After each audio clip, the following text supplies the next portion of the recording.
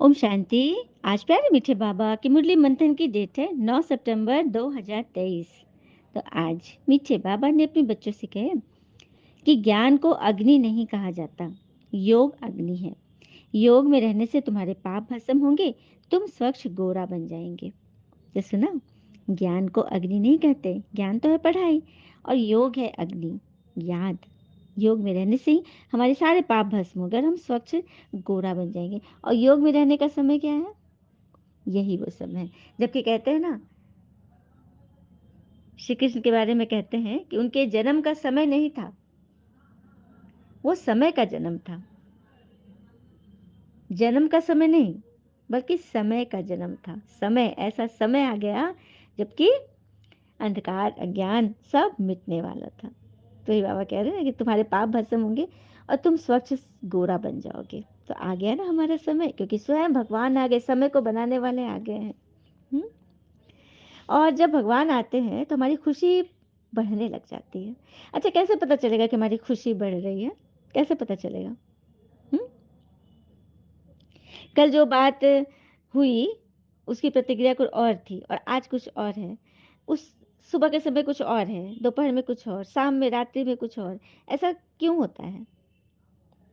एक व्यक्ति को दिन में एक बात पर गुस्सा आया, वही जब उसने सुबह योग किया, योग अग्नि जगाई, तो उस समय उसको गुस्सा नहीं आया, क्योंकि उस समय उसने शांति का स्टॉक भर लिया था और वो शांति के चिंतन में था।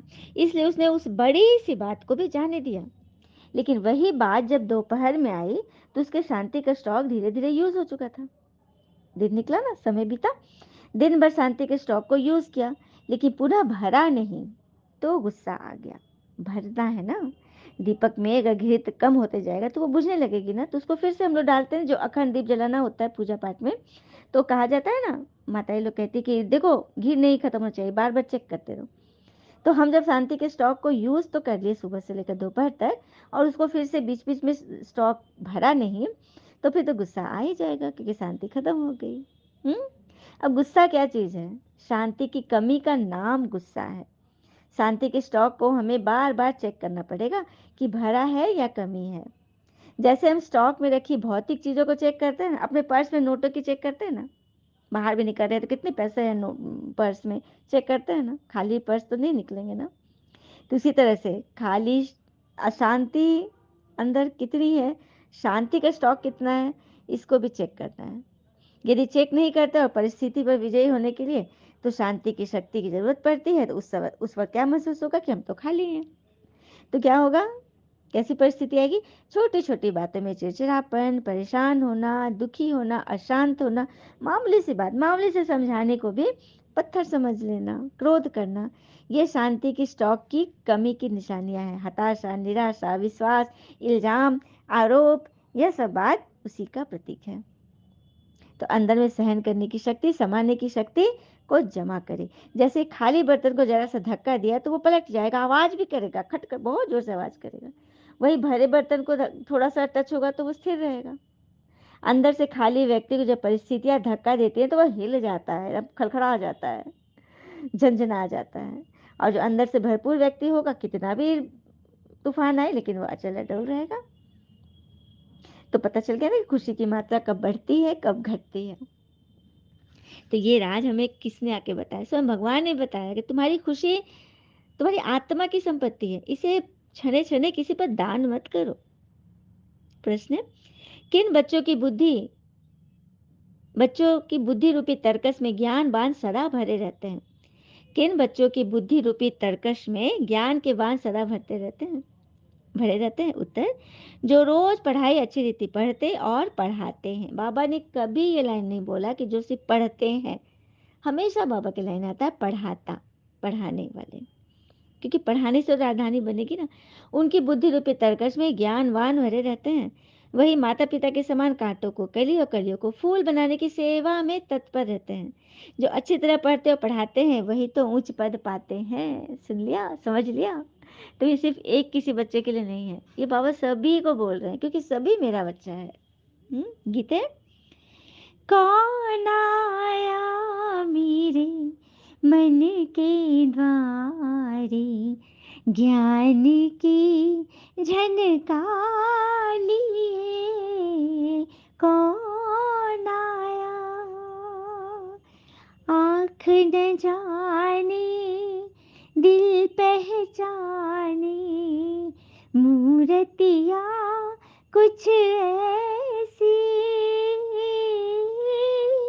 याद करूँ तो याद न आए, सूरतियाँ कुछ ऐसी,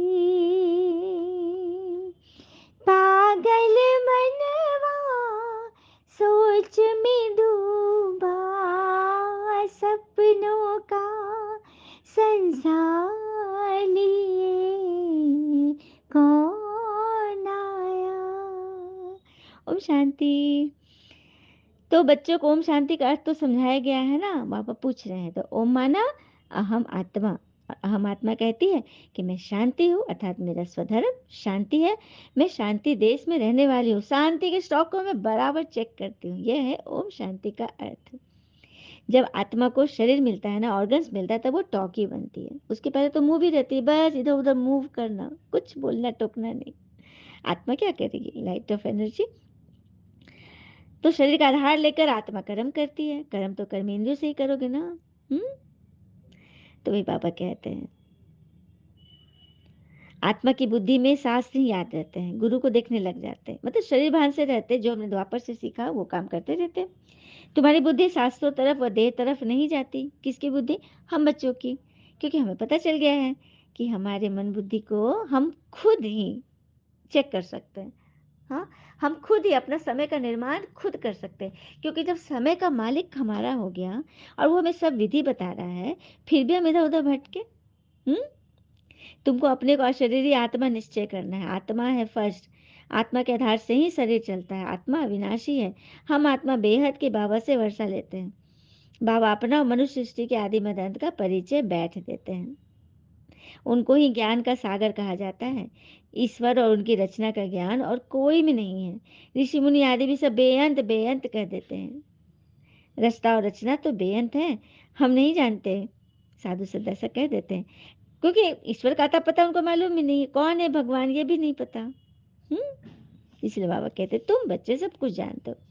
मनुष्य तो उस पिता को न जानने के कारण कह देते कि वो तो सर्वव्यापी है, ओमनी प्रेजेंट है। अब तुम बच्चों के दिल में बाबा की याद आई है ना। ऐसे नहीं तुम्हारे में बाबा ने प्रवेश किया, नहीं, बाबा की पहचान मिली है। ब्रह्मा के द्वारा भगवान आकर ये ज्ञान सुना रहे, ये बात तुम अच्छी रीति समझ गए हो ना। इसीलिए तो भगवान कहते हैं कि मुझे याद करो, याद करो। याद को अग्नि नहीं कहेंगे, योग को अग्नि कहा जाता है, जिससे तुम्हारे पाप भस्म होते हैं, विकर्म सब भस्म होते हैं, तो विघ्न भी कम से कम हो जाते हैं। यह खेल सारा भारत पर बना हुआ है। भारत हीरे जैसा था, अंत में फिर भारत कौड़ी जैसा बनता है। भारत में हीरे जवाहरों के महल बनते हैं। सोमनाथ के मंदिर में कितनी मिल्कियत थी पता है?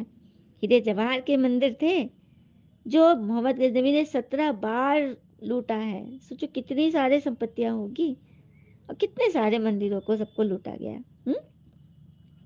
तो सत्युग का ही यादगार था ना, कितने हम धन धान से भरपूर थे। फिर बाबा कह रहे तुम श्री श्री श्री बाबा की मत पर चलने से स्वर्ग के श्रेष्ठ देवी देवता बनते हो। श्री श्री श्री बाबा की मत पर चलने से हम श्रेष्ठ देवी देवता बनते हैं। यहाँ तुम आए ही हो मनुष्य देवता बनने। हाँ, एक ओंकार सतनाम कर्ता पुरुष निर्वैर, ये महिमा भी उन्हीं की है ना, जो सिख धर्म में गाया जाता है। उनको कभी काल नहीं खाता, वही मनुष्य देवता बनाते हैं। मुंह पलीती कपड़ धोते हैं, मतलब एकदम गंदे आत्मा के कपड़े को वो धो रहे हैं ज्ञान से, ज्ञान स्नान से। तुम आत्माओं को योग और ज्ञान से सफेद गोरा बनाता हूँ। तुमको लक्ष्य मिलता है शिव बाबा को याद करो, इससे तुम बहुत गोरे बन जाते हो। आत्मा और शरीर दोनों सुंदर बनती है। ज्ञान श्रीमत पे चलने से, पुरुषार्थ करने से। असल में तुम्हारा नाम श्याम सुंदर है। सत्युग में शरीर और आत्मा दोनों सुंदर रहते हैं। कल बाबा ने सत्युग पर क्या बोला था? वहां कभी बूढ़े नहीं होंगे, क्योंकि वह तत्व भी सत्व प्रधान है। आज तत्व हो गई दूषित, तभी तो शरीर भी दूषित हो गया, आयु कम हो गई, खान पान सब व्यर्थ हो गया। फिर तुम सुंदर से श्याम, फिर श्याम से सुंदर बनते हो। तुम जानते हो यह कोई गुरु गोसाई नहीं है, परमात्मा कोई गुरु नहीं है। वो तो गुरुओं के गुरु परम सदगुरु भगवान है। वह तो परम धाम में रहने वाला परम प्रिय बाबा है। कहते हैं जब धर्म ग्लानि हो जाती है, भारतवासी धर्म भ्रष्ट कर्म भ्रष्ट बन जाते हैं, तब मैं आता हूँ। सही बात है, बाबा एकदम अंतिम में आते हैं ना। ये ड्रामा का खेल बना बनाया है। बाबा को कहा जाता है नॉलेजफुल, ज्ञान का सागर। जब भक्ति पूरी हो तब तो ज्ञान सागर आए। ज्ञान अंजन सदगुरु दिया, ज्ञान अंधेर विनाश। इस समय सब कुंभकर्ण वाले ज्ञान नींद में सोए हुए हैं। कहते हैं ओ गॉड फादर, परंतु फादर को जानते ही नहीं। बाबा आकर समझाते हैं अब अपने को आत्मा निश्चय करो। आत्मा ही पतित बनती है, फिर पावन बनती है। तो आत्मा को पावन बनाना है ना। हम्म, यह भूल भुलैया का खेल है। तुम ब्राह्मण कुलभूषण ऊंचे ते ऊंच हो, तुम हो ईश्वरीय संतान। यहाँ तुम यज्ञ की सच्ची सच्ची सेवा करते हो। और वास्तव में तुम हो आत्मिक सोशल वर्कर, और वे तो शारीरिक हैं, वे शरीर से करते हैं, और तो आत्मा से करते हो। और बाबा पढ़ाते भी आत्मा को। आत्मा पढ़ती है ना, आत्मा सुनती है, आत्मा कहती मैं बैरिस्टर बनी हूँ। देखो लौकिक में जो पढ़ाई पढ़ते हैं, स्कूलों में बच्चे पढ़ रहे हैं, तो कौन पढ़ रहा है? आत्मा पढ़ रही। आत्मा है तभी तो स्कूल गए हो और बैठ के बोल रहे हो, सुन रहे हो, हल्ला मचा रहे हो। हम्म, आत्मा कर रही है ना। आत्मा तो, शरीर तो बस एक खोल है, कवर है। ये सारा राज बाबा ने आकर बताया। और फिर बाबा ने एक और बात बताया कि देवताओं को कभी परमात्मा ही नहीं कहते हैं, सिर्फ शिव को परमात्मा है नमः, बाकी सभी को ब्रह्मा देवताए नमः, विष्णु देवताए नमः, शंकर देवताए नमः, श्री कृष्ण देवताए नमः, सभी को देवता कहते हो। लेकिन परमात्मा एक शिव के लिए कहते हैं। जो कांटों को कलियों, कलियों को फूल बनाते हैं, बनाना सिखाते हैं, वही तो ऊंच पद पाएंगे। जो बाबा की मदद कर रहे हैं, जो बाबा समान काम कर रहे हैं, उन्हीं को तो मदद मिलेगी ना। हम्म, बाबा कहते मैं बताता हूँ, तुम श्री कृष्णपुरी के मालिक थे, अभी वह पास्ट हो गया तो जैसे स्वप्न हो गया। ये बात भी सच है। द्वारकाधीश को कहते हैं ना समुद्र में डूब गई, तो कोई महल नहीं डूबा, हमारे संस्कार डूब गए, दैवी संस्कार डूब गए, तो हम कंगाल बन गए। हम्म, तो यही रहस्य है। फिर बाबा कह रहे तुम्हारा ब्राह्मण वर्ण है सबसे ऊंचा, चोटी ब्राह्मणों की निशानी है ना। चोटी, चोटी का धर्म है तुम्हारा, लेकिन अभी तुम भी नीचे दबे हुए। एक एक बच्चे को बाबा जगा रहे हैं। और ऐसे नहीं कि बाबा से कहीं कृपा मांगते कि बाबा आशीर्वाद करो। तो बाबा कहते हमारी कृपा से आप चिरंजीवी बन जाएंगे। बड़ी आयु वाले तो देवताएं ही होते हैं। भगवान उवाच तुमको अपना और सारी सृष्टि के आदि मदन का राज समझाता हूँ। ये दुनिया का जो चक्र है उनको समझना है। क्या बोले बाबा? बच्चे जब मांगते हैं ना बाबा आशीर्वाद करो, कृपा करो, तो बाबा जवाब देते हैं हमारी कृपा से हाथ सर पे रख देने से कृपा नहीं होगी, चिरंजीवी नहीं बन जाओगे, कर्म करने पड़े हों करेंगे। ईश्वरी कॉलेज में हो तो उसका सच धर्म तो याद करना ही है। तो यही बात है। भगवान उवाच तुमको अपना और सारी सृष्टि के आदि में अंत का मैं राज समझाता हूँ, तुम पे इतना भरोसा करता हूँ। ये दुनिया का जो चक्र है उनको समझो। इस 14 चक्र को चलाने में तुम चक्रवर्ती राजा पद पा नहीं सकते। सिर्फ चक्र चलाने से, झंडा फहराने से क्या हम राजा पद पा लेंगे? पुरुषार्थ करो। जब ये मुरली चली थी और पूरी लंबी मुरली थी, तो आत्माओं को लगा कि इससे कल्याण हो जाएगा सभी का, और वो लोग ना बस सर्विस चालू। अब बाबा तो कहते हैं सर्विस वाले छिपने छिपे नहीं रह सकते। जितना आप किसी को सर्विस करोगे उतना आपके मन को सुख शांति आनंद पवित्रता घेर लेगी। तो यही है रहस्य। जिसने तुमको ऐसा पतित कौड़ी जैसा बनाया, माया रावण ने, और हीरे जैसा कौन बना रहे हैं? बाबा। तो ऐसे बाबा को भी तुम भूल जाते हो। हम्म, याद रखना चाहिए ना। बड़ी आयु वाले तो देवताएं ही होंगे। तुम यहाँ जब स्कूल में बैठे हो, तुम कहेंगे हम ईश्वरीय कॉलेज में बैठे हैं। क्या कहोगे? ईश्वरीय कॉलेज में बैठे हैं। ये भगवान की पाठशाला है। स्वर्ग रचयिता जो देवी देवता ही बनाएंगे ना। स्वर्ग रचयिता कौन बनाएंगे? देवी देवता ही बनाएंगे, भगवान। और हम सुदर्शन चक्र को चलाने से चक्रवर्ती राजा बनेंगे। चक्रवर्ती राजा उसे कहते हैं जिसका चारों तरफ निष्कंटक राज हो, सबसे ज्यादा अपने परिवार के प्रति।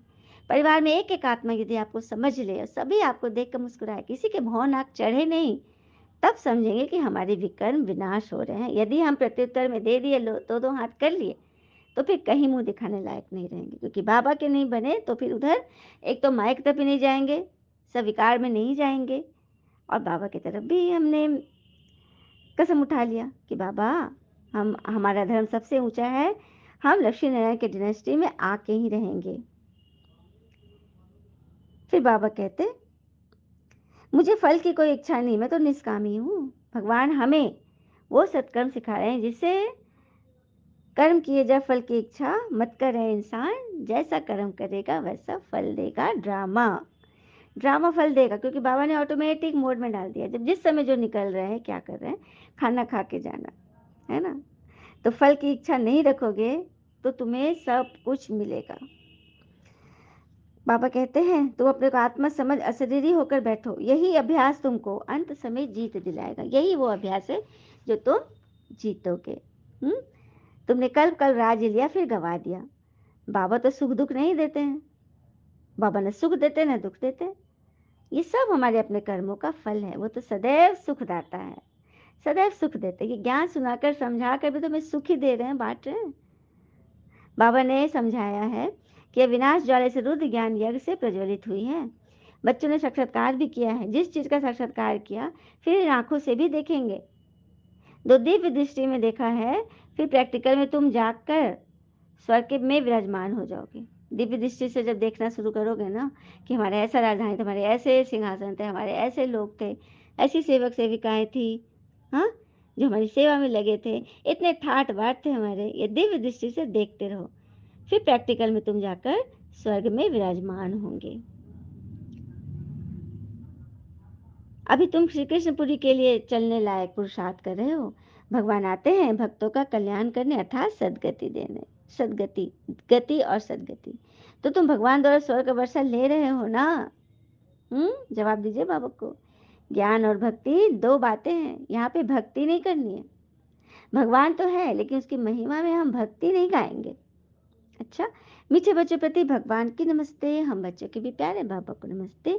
धारणा के लिए मुख्य सार, पहले पॉइंट, पढ़ाई पढ़कर स्वयं पर आप ही कृपा करनी है। बाबा से कृपा या आशीर्वाद नहीं मांगनी है। पढ़ाई पढ़कर स्वयं पर अघोरी अपने ऊपर आप ही कृपा करनी है। बाबा से कृपा मांगनी नहीं है, किसी से भी मांगनी नहीं है, बल्कि श्री श्री की मत पर स्वयं चलना है, स्वयं अपने ज्ञान के चक्षु से नयन खोलने हैं। दूसरी पॉइंट, स्वदर्शन चक्रधारी बन, माया जीत जगत जीत बनना है। स्वदर्शन चक्रधारी बन, माया जीत जगत जीत बनना है। माया से डरना व घबराना नहीं है, अशरीरी होने का अभ्यास करना है। किसी का अभ्यास करना है?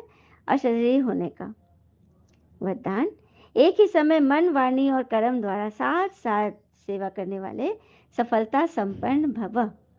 एक ही समय मन, वचन, कर्म से सेवा करने वाले सफलता संपन्न बनते हैं। कैसे? जब भी किसी स्थान की सेवा शुरू करते हो तो एक ही समय जब सब प्रकार की सेवा करो, जब किसी स्थान या वस्तु की सेवा करते हो तो एक ही समय एक ही गेटअप होना चाहिए।